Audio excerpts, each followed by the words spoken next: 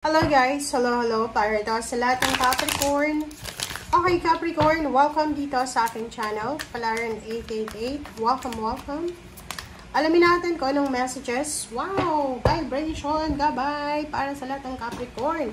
Okay Capricorn, congrats! Congratulations sa'yo because there's a positive movement forward about money. So this is money, this is travel.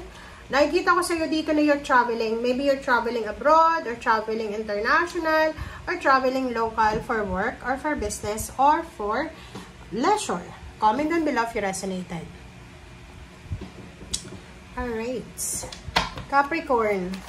Maybe you're going back to the Philippines, or from the Philippines to other country, or ano ba yung trabaho mo na kailangan mo mag-travel.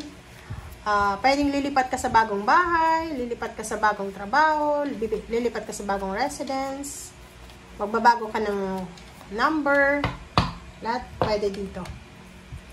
Oh, wow. Wow. Congratulations din.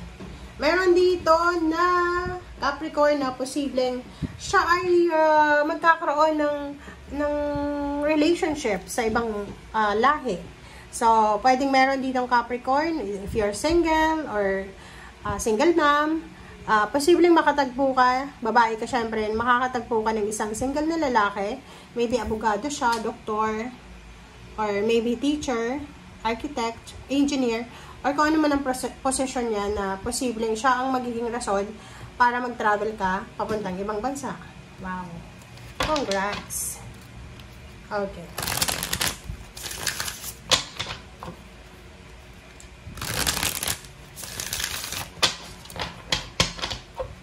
Okay. Tingnan natin. Capricorn. Okay. Okay, Four of Cups. Two of Pentacles. Wow.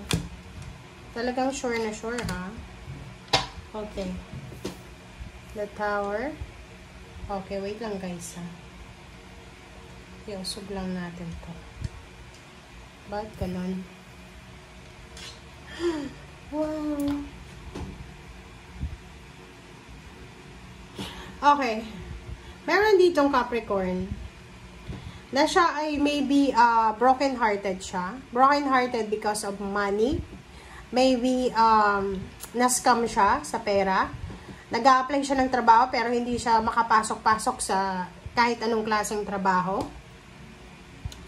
Meron ditong parang pinagbagsakan siya ng mundo. Siya to Four of Cups. Pwedeng hopeless, helpless. Maraming nawala sa kanya, financial loss or anything, and isa sa posibleng darating sa kanya, eto na nga, this is a confirmation, posibleng siya ay makatagpo ng relationship, and ang relationship na to, yon international, ibang lahi, or pwedeng Pinoy, but ang relationship na posibleng darating sa kanya ay hindi lang emotion yung i-offer sa kanya, kundi pera. Or bonus na lang na mayaman itong mag-offer sa kanya ng relationship. Na posibleng ito ay mauwi sa kasal. Mabilis siya, sobrang bilis. Like for example, in 4 months na magkakilala kayo, it's either ikaw yung pupunta sa bansa ng lalaking yon or ikaw yung maghihintay sa taong yon. So, kung makikita mo dito, financially stable siya. Okay? So, maraming good news dito. Maraming celebration ang magaganap. And kung ano man to na hinihintay mo, pinagpipray mo, ay posibleng darating sa'yo. Congrats! Ang galing naman, Capricorn. Or parang may sinasabi ang baraha dito na may couple dito. Mag-asawa na kayo. Pareho kayong Pinoy. And nakikita natin na ang mag-asawang ito ay marami silang pinagdadaanan. It's either Tower, emotional, maraming nawala sa kanila, relation, emotionally nawalan sila, trabaho nawalan sila, kaibigan or anyone.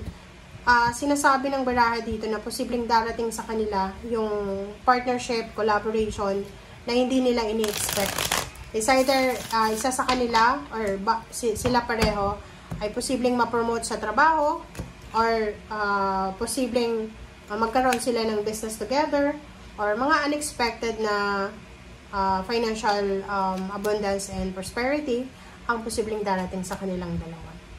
Pwede din yan magkaibigan, magkapatid, or kung sino man sila. Okay, Four of Cups and Knight of Pentacles, sinasabi ng bara sa'yo na, yun na nga, if you're waiting for a relationship, like, naghahanap ka talaga ng karelasyon, bonus pa na yung taong ito na darating sa'yo is financially stable siya.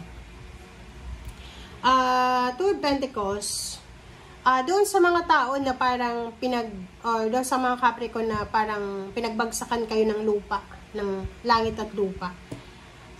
Marami kayong sinuko sa buhay, but sinasabi ng bara sa'yo dito na lahat ng nawala sa'yo, this is lost and found. Maybe maraming nawala sa'yo. It's either money, trabaho, friends, nawalan ka ng motivation, sinasabi na ibabalik yan sa'yo.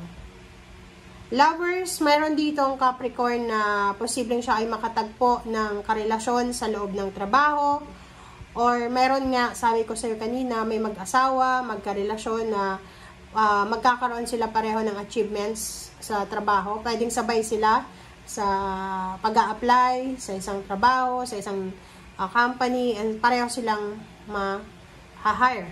Okay, Knight of Swords, King of Wands. So, nakikita ko na meron ditong job offer. Merong good news, merong communication na matatanggap ang Capricorn na to na trabaho. Job offer, or pwedeng makatanggap siya ng mga part-time jobs na i-offer sa kanya. The Tower, sinasabi ng bara sa'yo dito na ano man ang pagsubok na pinagdaanan mo dati, ay hindi yan magiging hadlang para sa kasalukuyan at sa future na darating sa'yo. And you need to fight for it. Sinasabi ng barahan na maging handa ka sa bawat pagsubok, sa bawat araw na dumarating sa'yo. And be thankful and grateful sa lahat ng mga trials and obstacles na na-overcome mo.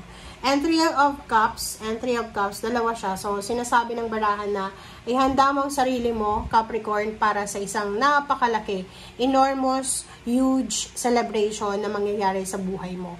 Ang nakikita ko dito ay isang engranding kasal, engranding celebration, may mga promotion, salary increase, may homecoming, maybe August. So, maybe now you're planning to buy a ticket going back to the Philippines, or this is vacation. Meron kang grand celebration na pinaplano. It's either for August, it's either for December, or kung kailan man siya, maybe grand wedding, or grand Christmas party, or New Year's party, or ano pa man. So, comment down below if you resonated. Thank you guys. Bye!